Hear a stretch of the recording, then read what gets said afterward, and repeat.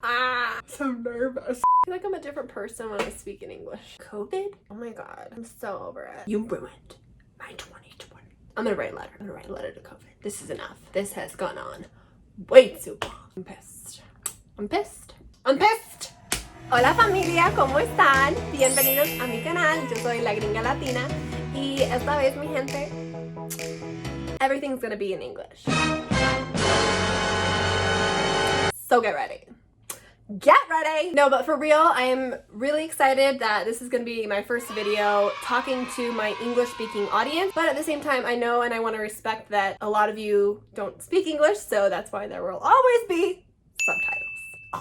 For a long time, I've wanted to begin making videos for my English-speaking audience, and when I say that, I mean people who want to follow in my footsteps, people who want to learn Spanish, people who want to travel to Latin America, to Colombia, to Medellin, people who are interested in Latin culture, etc. Because really, it's those people that I want to be talking to and convincing to like come and learn from the Latinos, you know what I mean? So every so often, I'm not saying now like half the videos even, but every so often I do want to come out with videos that are directed towards the gringos with the intention of growing that audience more and bringing people here, because I know that me as an American living here, having lived here for 3.5 years, I have a wealth of knowledge for those people and to, you know, be answering basic questions. And the first one that I want to be addressing today is just what is Medellin like now, January 2021 with COVID, because a lot of people are wanting to travel again, want to know what is it like here? Are people afraid? Are people wearing masks? Are the restrictions being enforced? Blah, blah, blah, blah, blah, blah. We're gonna get to all of that today, just based off of my own personal experience of being here, because I understand that that is valuable information for a lot of people who want to come here. So, you know, I wish that I had a YouTube channel that I could have gone to just for answering all my questions about moving here. And even though I was already speaking fluent Spanish by the time I got here, a lot of people don't speak Spanish, and that presents a lot of difficulties for them, from finding a place to live to figuring out what are safe areas, where to go out to eat, dance, whatever. So this is me trying to give back to that group of people that I know exists, and I want to grow my channel to them too and make this channel much more gringo and Latino together, because these two cultures are in me, and I want this channel to be a better representation of who I am, really, as our worlds continue to mesh and come together. So yeah, I don't want to make this a super long video. I just want to talk to the people who are interested in finding out what, you know, what's it like here, people who've never, maybe even never been here, but just are interested in what's up with COVID now. So today is January 12th. January 12th. So I'm speaking to the people here who don't know.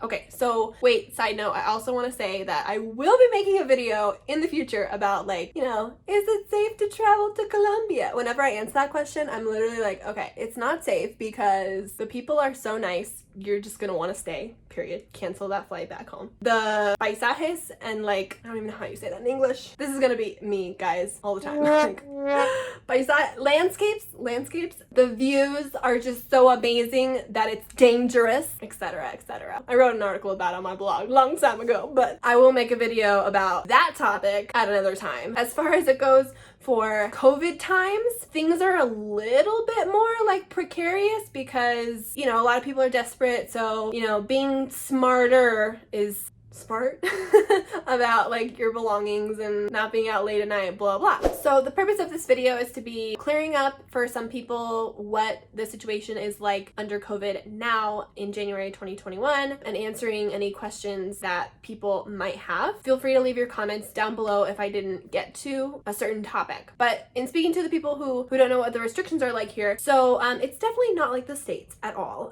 In the States, we have the liberty to just like go out whenever we want. Here, we don't. So I'd say there's 3 different policies at play that we've all been seeing. Okay, so the first one is toque de queda, and that's just basically curfew. So often on the weekends, for instance, there will be toque de queda from either like 10 p.m. or 12 a.m., sorry, until like 6 a.m., 5 or 6 a.m. in the next morning, meaning nobody can be in the streets and you obviously can't, you have to be home by that time. It's pretty common that weekends we see this, and also more especially when there's puente. Puente just means a 3-day weekend. So like last weekend we had toque de queda for 3 days, and it was actually more of like a complete lockdown, quarantine, back to like before we opened up on September 1st. So everything was closed. That was considered toque de queda. And under toque de queda, like all stores and bars and establishments where you sell things are all closed. And then the only other one that I wanted to mention was pico y cédula, which means that you can only go to the supermarket when the last digit of your identification number matches the day. So if you are an even number, it has to match the even number date. If it's an odd number, the odd number date. So today I was able to go to the supermarket because my passport ends with an even number, because today's the 12th. So those are some things that are happening quite often here. I want to stop this for a second just to say that at the time of filming this, I was under the impression that they were instituting the toque de queda from Friday night until Tuesday morning, only because it was a 3-day weekend last weekend.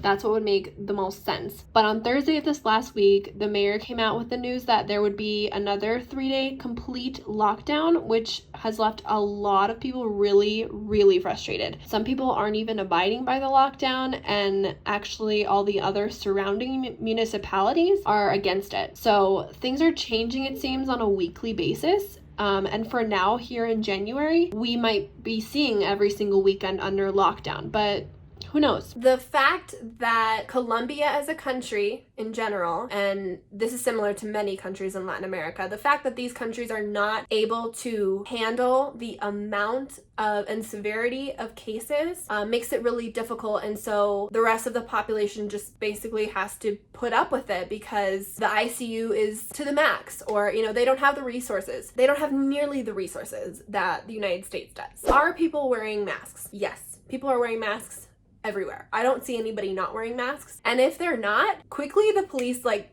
come, and the police are kind of vigilando.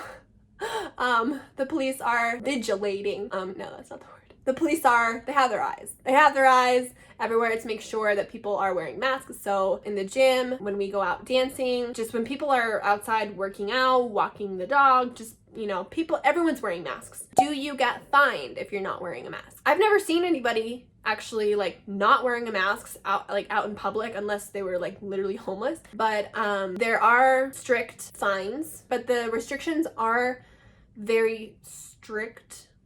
That's really redundant. But yes, like you can get fined. I've heard people getting fined 150,000 pesos, which is like $50, up to 936,000 pesos, which is like $300 maybe. I even looked up online like what are the punishments for not abiding by these rules. And I read, and it says here, anyone who violates a sanitary measure adopted by the competent authority to prevent the introduction or spread of an epidemic will incur in prison for 4 to 8 years. I mean, I think that sounds kind of like, what? I mean, I've never heard of anybody being put in jail for it, but I think it's one of those policies that they put there to scare people because they're serious about getting this virus under control. Because like I said before, you know, Colombia, Medellin as a city, they don't have the type of resources that the United States and all these other majorly developed countries have for dealing with an epidemic the size of COVID. That said, I want to talk about, you know, how are people feeling about it? Is there a lot of fear in the air? Yes and no. Obviously, it depends. If you know someone that's in the hospital because of COVID, that can be an extremely scary thing, and you're going to be, you know, more inclined anywhere in the world to be more cautious of being around people and covering up and sanitizing your hands, etc. But I think that for the most part, a lot of people are they're just desanimado. How do I say that? They're sad and depressed and tired of it, kind of. That's kind of just like the attitude that I've been getting from a lot of people, you know, the people who obviously are not affected personally by the virus, and I think that's just to be expected. That said, is it a good idea to travel to Medellin right now? I would say try not to come if it's a 3-day weekend, because there will probably be toque de queda, but I also don't think there's one of those until March, the next one. I would say yes. It's a fine time to travel, just because all the businesses that were revolved around travel are now desperate for clients. They're open, they're running, but they just don't have a high demand right now. So if anything, you know, prices are lower. You're not going to have as many people going to Guatapé and all those other places that are super touristy. If and when you're always abiding by the country's rules, wearing masks and sanitizing, staying away from big groups, etc. If you're not super mindful of your actions in your home country, whether it be Australia or the States or Canada or the UK, whatever, being mindful of them here is really much more important. You know, there are still a whole bunch of places to see: the Pueblito Paisa, Guatapé, the Jardín Botánico. You can still enjoy an authentic Colombian food and get a feel for the culture in that way. You know, there's not going to be big festivals and crowds of people, not yet, but you know, just like I had to make my trip to Puerto Rico a little bit more on the naturey, outdoorsy side, you can certainly do that here too. I mean, Colombia is just, it's gorgeous. So I think everywhere travel's changing. The norm is changing for now. Maybe in a couple years we'll get back to like complete normalcy. But you know, I don't think that we have to wait around for our travels if Colombia is a place that you've had on your list of destinations for a long time. So for those of you that did have all of those types of questions, I hope that this video really helped. But definitely feel free to DM me on Instagram or post a comment here if you have additional questions, and I'll try to be more as specific as I can in my response. And again, I really look forward to serving the English speaking audience that I have on my channel here and to continue to grow that. So please share this video with anyone who is interested in learning more about Colombia and wants to know different things about living here, life here, vacationing here, doing whatever here. My name is Lauren and I have been here for 3.5 years, since July of 2017. And I don't plan on leaving anytime soon.